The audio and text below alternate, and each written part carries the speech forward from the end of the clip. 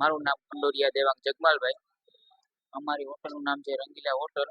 જે આવી છે વાડલા મામાદેવ મંદિરની આગળ ગ્રીન વિલા નર્સરીની સામે વાડલા ફાટક પર.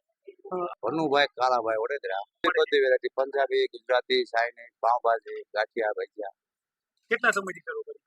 24 શાકભાજી તાજું લઈ આવી ટાઈમ સવારમાં વહેલા. તેલ સિંગ તેલ વાપરીએ, બધી ક્વોલિટી સારી વાપરીએ. અમારી સ્પેશિયલ કમાવાની ભાવના નથી, માત્ર ગ્રાહકને સારી વસ્તુ અને ક્વોલિટી ગુડ મળે એ જ અમારું ધ્યેય.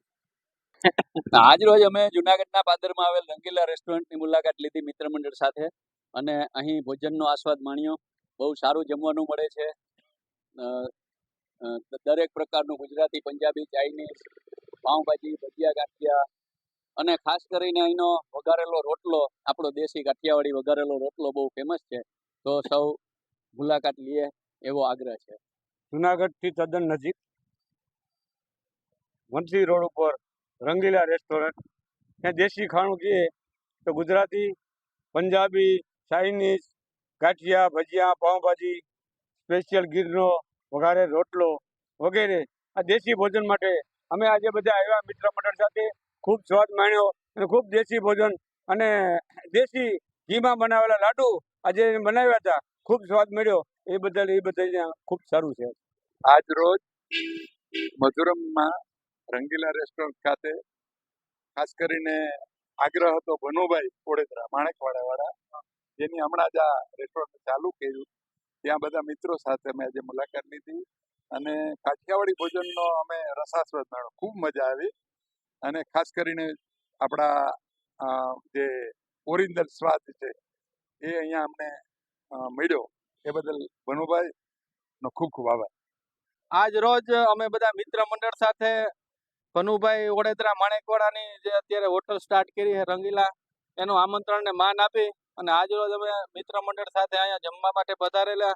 તો ભનુભાઈ આ નવું સોપાન ચાલુ કર્યું, તો ભનુભાઈને પહેલા તો ખૂબ ખૂબ અભિનંદન અને આપણા જ્ઞાતિજનોને પણ એવી આશા રાખીએ કે મધુરમ વિસ્તારમાં હોવાથી બધા આનો લાભ લે અને આપણા વિસ્તારની અંદર ખૂબ સારું એવું ભનુભાઈ જમવાનું ત્યાં બનાવે છે. તો અમે પણ આજે જમવા આવ્યા હતા. તો ભનુભાઈનો ખૂબ ખૂબ આભાર. દુનિયાનો એક નવું નામ એટલે રંગીલા રેસ્ટોરન્ટ. મધુરમથી આગળ વાડલા ફાટક નજીક શ્રી ભનુભાઈ વડોદરાએનું એક નવું સોપાન ચાલુ કરેલું છે, જે રંગીલા રેસ્ટોરન્ટ તરીકે હાલ કાર્યરત છે અને દેશી જમવાનું ખૂબ સારું મળે છે.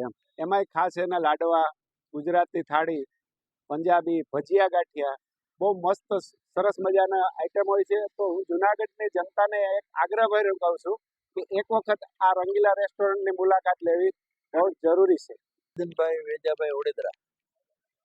આ રંગીલાનું એકદમ દેશી ખાણું છે, જમવાનું વ્યવસ્થિત છે ને અમે બધા ભાઈઓ આજે હારી મળીને એટલા બધા જમ્યા ને બધા ભાઈઓને અહીંયા ટૂંકમાં આમંત્રણ એવું આપે કે વ્યવસ્થિત દેશી ખાણું મળે. ગમે ત્યારે આવો તો બપોર, દિવસ, રાતના, સાંજના એ ટાઈમે વ્યવસ્થિત બધું જમણવાર માટે ગમે ત્યારે પધારી શકો. ભનુભાઈ અહીંયા ફૂલ સેવા આપે હરેક વસ્તુની અંદર. માથે ઉભેની જમાડે વ્યવસ્થિત દેશી ભોજન બધા માટે. એવી અમારી નમ્ર વિનંતી છે કે બધા ભાઈઓ અહીંયા મદદરૂપી થાય ને આવો જમો.